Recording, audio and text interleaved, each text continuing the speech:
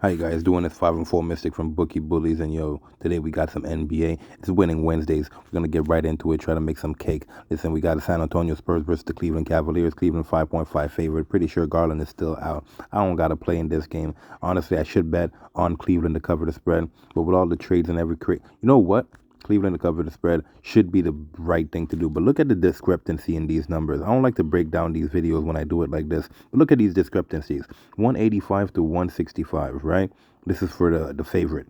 But if we go back to another game, make the comparison, this is the spread over here. Now, that could be one of two reasons, okay? Now, the spread over here in the Chicago game is minus 1.5, but it's playing 175 to 175. Now, over here, you're looking at 185 to 165.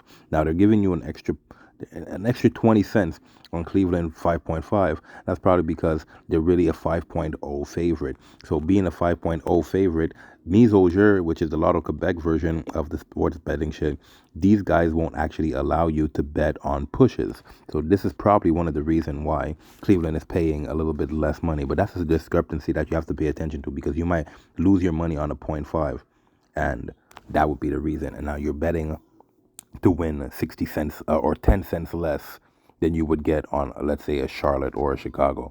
Anyways, just a little thing that I think I would, like, we're all trying to make money. So little tricks to kind of point out while I have you guys here. So because of that discrepancy, I'm not going to bet on a total, on a winner, but I will absolutely bet on the total.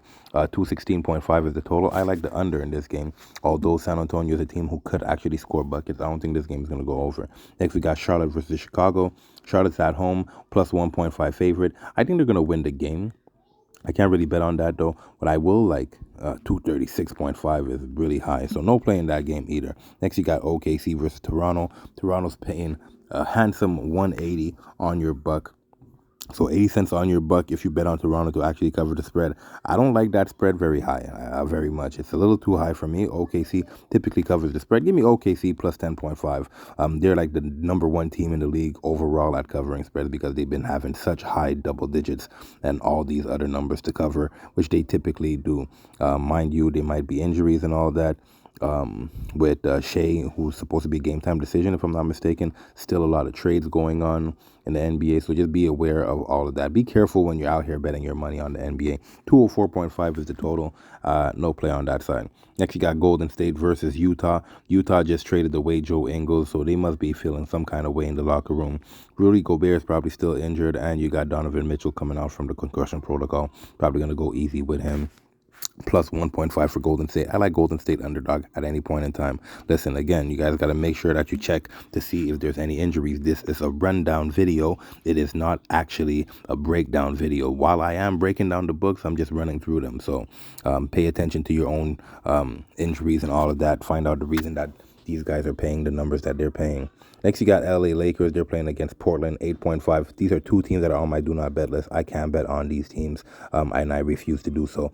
Actually, if you like something, I like the over 223.5, because two teams, either team, if they're on my do not bet list, I can't trust them to play defense, and I genuinely can't trust either of these teams. Genuinely can't trust any of these two teams to actually cover any spreads, nor could I count on either of these teams to actually play defense. And some of y'all might be thinking, well, who's going to score the buckets? Ain't nobody on Portland. Trust me. The nobodies will find a way to score buckets. Next, last but not least, we got the Minnesota Timberwolves going up against the Sacramento Kings. Now, me, I'm not one that believes that history repeats themselves.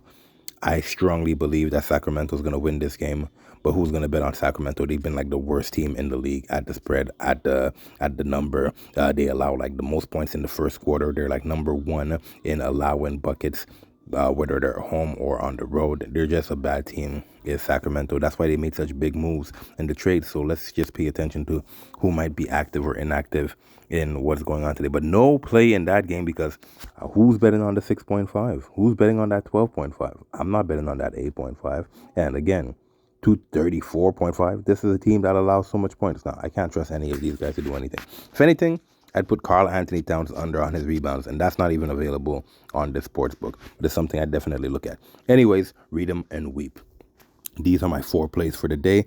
Didn't do that on purpose. If you guys want, go ahead and check out my hockey. We're all trying to cash this winning Wednesdays. And listen, before I leave you guys, please don't forget to smash that like button, share, comment, subscribe, hit the notification bell so you're posted anytime I post videos like these. And on that note, please don't bet what you can't afford to lose. It's a marathon, it's not a sprint. So be safe, be good, and I'll see you again next time.